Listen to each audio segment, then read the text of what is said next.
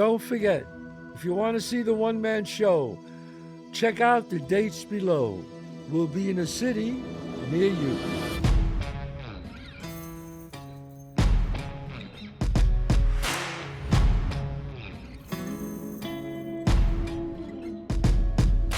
All right, hi, it's Chazz Palminteri Monday at 11 o'clock. Every Monday at 11 o'clock, it's a new show. John, we have a lot of requests today because they wanted to talk about quotes. Well, last episode, you and I discussed doing an episode on quotes, and I came up with 20 great ones, and then I have like 10 other ones that I've written down. Okay, I'm willing to go with it. Go ahead. So, you want to hear something funny, though? I actually wanted to wait to tell you until we were on the podcast. I typed in 20 greatest quotes of all time. Guess what number 1 is? Is it a famous one? It's a famous quote. To be or not to be? This is hilarious. The first quote that came up when I said 20 greatest quotes of all time, the saddest thing in life is wasted talent. Oh, come on. Stop it. I can show you. This is number 1 on this site. It's bizarre, but Are you serious? Yep. We're going to skip it because we talked about it 1,000 times. I just thought it was cool. Folks, this is no game here. Are you serious? No, I swear to God. I'm on ChatGPT right now. I said, give me the 20 greatest quotes of all time. That's what it put at number 1. Wow. I'm a little stunned by that, but I'm very excited. But we don't have to talk about the saddest thing in life because we all know about that. We all know about that, and we talk about it all the time. I wonder if it also has a bias because I talk about the show sometimes. Yeah. But anyways, I thought it was cool. It came up as number 1. Okay, some of these people, I can't pronounce their names or I'm going to mispronounce them, and I apologize in advance. But this one, Thich Nhat Hanh. Life is available only to those in the present moment. Wow, that's a good one. I never heard that. Life is available only to those in the present moment. That's correct. Yeah. I mean, if you're not present, you're missing out on life. Yeah, I mean, some of these are so obvious. But I feel like some of the most obvious ones are the best ones. Well, they're so simple that you go, yeah, if I'm not present in what's happening right now, I'm missing out, right? Some people just forget to look at life, though. Ferris Bueller had a quote like that, too. Ferris Bueller? Yeah, it was, I think it was something like, life moves pretty fast. If you don't slow down to enjoy it, you might miss it. Yeah. A lot of these quotes say the same thing, only in a different way. I used to speak to my shrink about that. And I think, what do you think is the number one reason why people are not happy? The really raw reason. And we talked about it, and some psychiatrists say because, I don't want to say this because it's depressing, it's because people always linger that someday they will die. And they think about that. There's nothing you could do about it. So the best way to do anything is just live life to the fullest. And it was as simple as that. That it's a thing in the back of everybody's head that lingers. So, my God, why be upset by it? Let's have a really good time. Yeah, I mean, I don't think you're human if you don't think about that at least once in your life. I think every human being ever has thought of that. Yes. How many times you think about it, that's another story. It's a different story it depends on your... Well, when you're in you're 10, you're 20, you're 30, you think you could live forever. You're not thinking about it then. You're not. Only people like me did. Well, I had great-grandparents die when I was very young, like 4 or 5. Did you think about it? Yeah, I thought about it then, and I remember it very vividly because I had like a midlife crisis at 4 years old. At 4? I was like, we're going to die? We're not going to be here? Yeah. I thought about it when I was very young, but it really hit me when I was 9, when I saw that killing, and I saw somebody, and I didn't understand it. I really, that kind of like, well, people die and they could die by violence. And that, obviously, it affected me because I wrote about it later on. And my son always tells me, Dad, the reason why you're so very insensitive sometimes to things is because of that. So I said, excuse me, Dr. Freud, you know. But you know what? I think he's right. Different people have different ways of dealing with it too. And I feel like now it's even stranger than ever because when people die now and you're close with them, you most likely have texts with them and you can go back and read them and say, this is when they were alive. Right. That freaks me out. Maybe that's why I delete all my texts. Oh, that's a good point. Even watching like movies or something like that. Like if you watch movies from like the 40s or 50s, you're like, these people are well gone. Oh, I do that all the time. If I'm when I watch these World War One movies, you know, I like watching World War One or World War Two or documentaries, and I go, "Wow, all these people are gone." Like stadiums of the 1927 Olympics, I'm going, everybody here is gone. Not a single one is left. Unless you're 110 years old, but... And I'm like, the athletes, the audience, the people. Well, all right, well, this is depressing. Not depressing, but let's get into some better quotes. All right, let's move on. Every moment is a fresh beginning. Yes. Yes, I like that. Every moment is a fresh beginning. Yeah, I like that a lot. You know, because people think their life to recover is insurmountable, that they can't do it. And it's really just one step at a time. Just start your new life today and keep doing it. That's all that is. Yeah. The only way to get out of something is to start. Who said that? Maybe you did. I've never heard that No, it one. wasn't me. Robert Frost, I think, said that. Oh, I could see that. Yeah. How about this one? The bad news is time flies. The good news is you're the pilot. Time flies. The good news is you're the pilot. Yeah. See, they have a way of, these great quotes have a way of saying something. You know? Time flies and you're the pilot. It's just that some people are so bitter about life. They're just, you know, I never liked people who always say, I never caught a break in my life. That's bullshit. Oh, I've been unhappy my whole life. I never caught a break. You never wanted a break. Breaks were all over the place, but you didn't want them. That's why I stay away from negative people, folks. And some people find that cold. How could you, you know, not see your great friends? But if they're great, if you have great friends and they're just negative and bring you down, I'm sorry, you gotta say pass. I can't do it anymore. You know what I always say, bad people could bring you down, man. Somebody's really negative, it's just, you gotta just walk away. Walk away, man. It's just too much to bear. And negative people like to take good people down.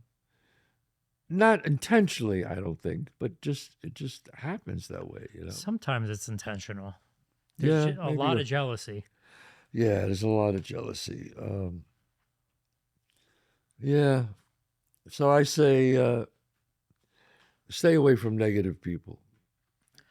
What else? What happens if you see one of your friends or family going down that path where you see they start becoming negative? I think you got to help them and tries your family. You got to take it to the max. Is there a point where you got to walk away? I don't know. I don't know if I could do that. I'm talking my wife and my children. I would use my last breath to help them. But other than them, I don't know anyone. Come down and see me at the restaurant at 30 West 46th Street in Manhattan, 264 Main Street in White Plains, New York. You say you're a fan of the show, you will get a free dessert on the house. How about this one? A flower falls even though we love it, and a weed grows even though we dislike it. Yeah, I mean that's it's like taking the good with the bad, you know. Same thing. Because you dislike something doesn't mean it's not going to grow anyway, you know. Um, but if you look at the heart of all these quotes, what they're really saying is just be grateful and have a good attitude, you know. I think have a good attitude. I like this one. This is from Bruce Lee. Don't pray for an easy life. Pray for the strength to endure a difficult one. Don't pray. For an easy life. Pray for the strength to endure a difficult one. Wow, try to tell somebody that one. Don't pray for an easy life. Pray for the strength. Yes, because you will have difficult times. If you could think back of the most difficult times you had and you got through them, you're a better person for it. I know I am. I like that one a lot. If you want to go fast, go alone. If you want to go far, go together. Wow, these are some I never heard before. If you want to go fast, go alone. If you want to go far, go together.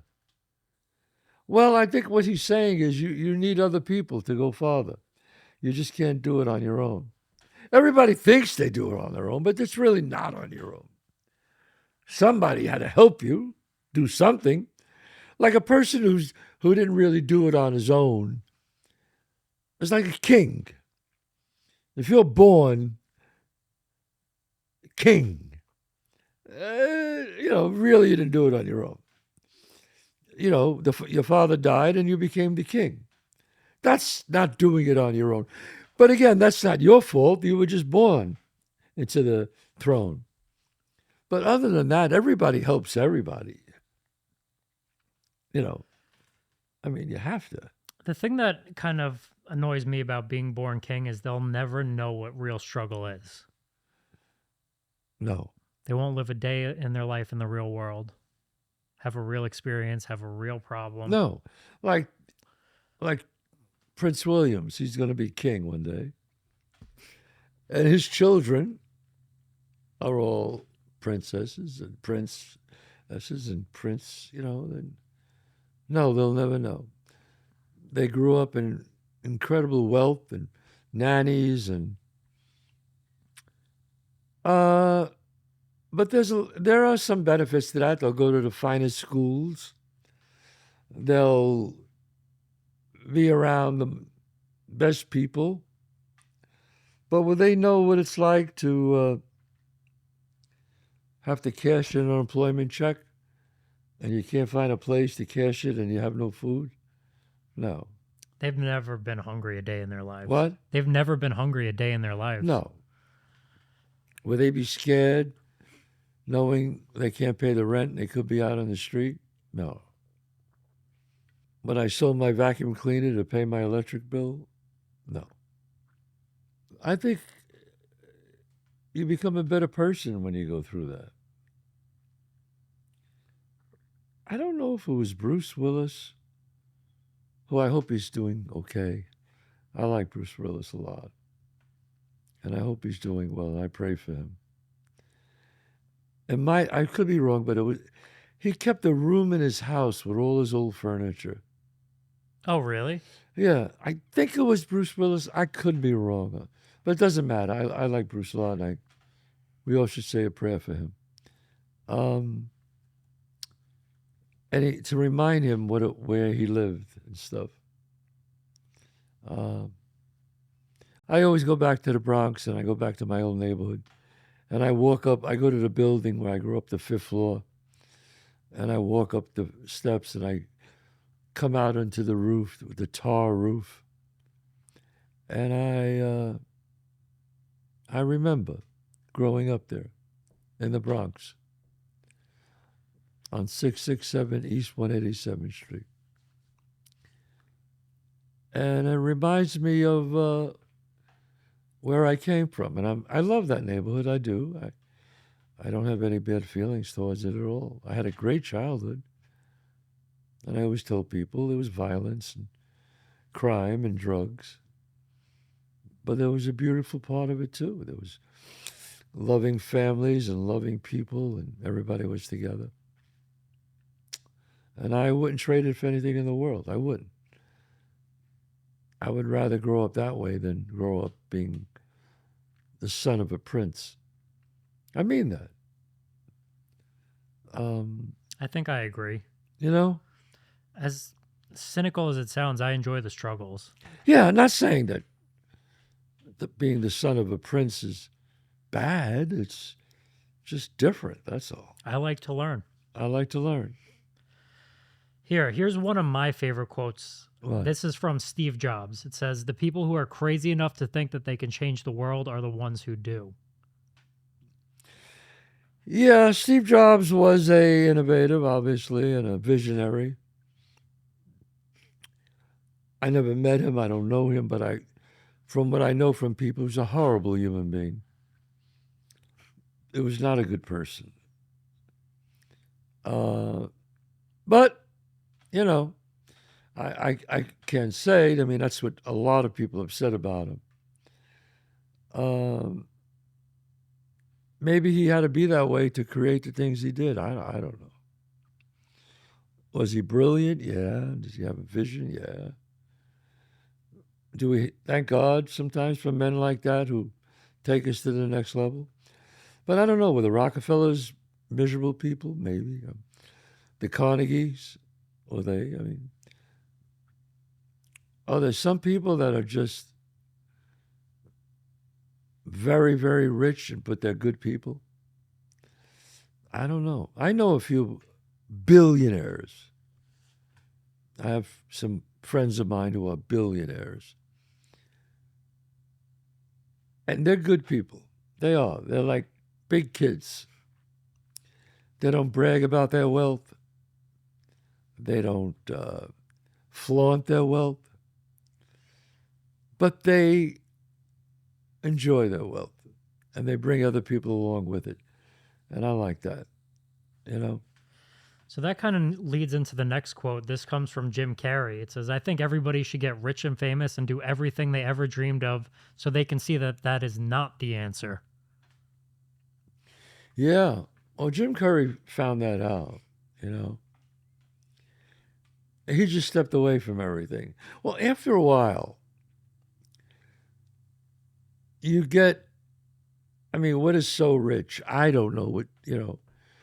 You get, you know, you make whatever, millions of dollars, and you have all that in the bank, and you go, why do I still feel this way? Empty or something, you know? And the bottom line is family. I mean, your wife, your children. Mel Gibson was just talking about that. Mel Gibson, who I really like a lot. He was just saying, he put this thing on TikTok. He was talking about his life and how he had this incredible big house, and he used to walk through the halls and hear his footsteps and nothing else. And he stepped away from it all, went living somewhere in a remote area, I think on an island. Nobody really recognized him, knew him. And he was extremely happy, and he found something in himself. Look, watches don't make you happy. I mean, I like wearing expensive watches. But it doesn't make me happy. I just like it, you know. I wear it for me because I like it. I don't wear diamonds or jewelry or things like that. I dress very down. I have some nice cars, but I drive my F-150, you know. And I feel I don't have to prove anything anymore. In the beginning, I felt like I did, but not anymore. You know what's funny about that Mel Gibson story is I work with this comedian, one of the biggest comedians in the United Kingdom, not known in the U.S. He sold hundreds of thousands of tickets last year alone, selling out all the arenas that he performed in. Right. He came to the U.S., wanted to film a comedy special in the Comedy Cellar where nobody knew him, and we went for a walk out on the street. he was so happy that nobody recognized him, so happy he can walk out in public, Wow. so happy. Like, he was just so humble, and he was taking that in as joy Yeah. to go get a slice of pizza and not be Yeah. bothered. Yeah. Well, I mean, Mel Gibson is huge. You know, he's like one of the greatest, biggest, well-known faces in the world. And I understand that, how he felt. You know, but I'm sure he loves his fans, I would bet. But sometimes it's easy to enjoy anonymity when you had the fame. It's harder when you were never famous and you have to, for certain people. But when you're world famous, yeah, it's easy to be humble sometimes. It was just fun to see somebody of that stature go out and be so happy not being recognized. Yeah. Come down and see me at the restaurant at 30 West 46th Street in Manhattan, 264 Main Street in White Plains, New York. You say you're a fan of the show, you will get a free dessert on the house. You can't make being famous your drug. That's a damn dangerous drug, boy. Wow. That is a dangerous drug. Because sooner or later, let me break this to you, you're not going to be famous. Or maybe you're not going to be as hot as you were. Look, James Cagney, one of the greatest actors, people in the world, talk to a kid 20 years old, say, you know James Cagney? I don't know. You know this person? I don't know. You know Kirk Douglas? Nah, who's he? So, you know, people get forgotten. That's okay. So you got to be happy within yourself. You know what I mean, John? Louis C.K. has a quote that I really like, and it says, "The top is only a place you visit, not a place you live." Right. That's beautiful. Especially in the arts, but especially in life. Everybody could be at the top one day, and then it wears off. They wear off on you. You know? And so you can't let that. That's why some movie stars, not many now, in the old times, they would get a bad review and they would disappear and go to Hawaii for weeks. Who gives a shit? You just do another movie. That's all it is. You have your wife, your children, your family, your health. You do your work, and that's it. And that's it.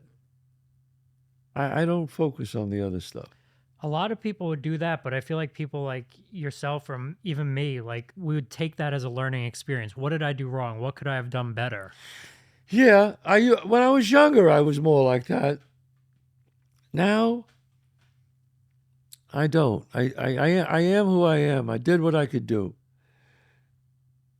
Jerry Seinfeld, I saw him in an interview. He said he was reading, which is a great book,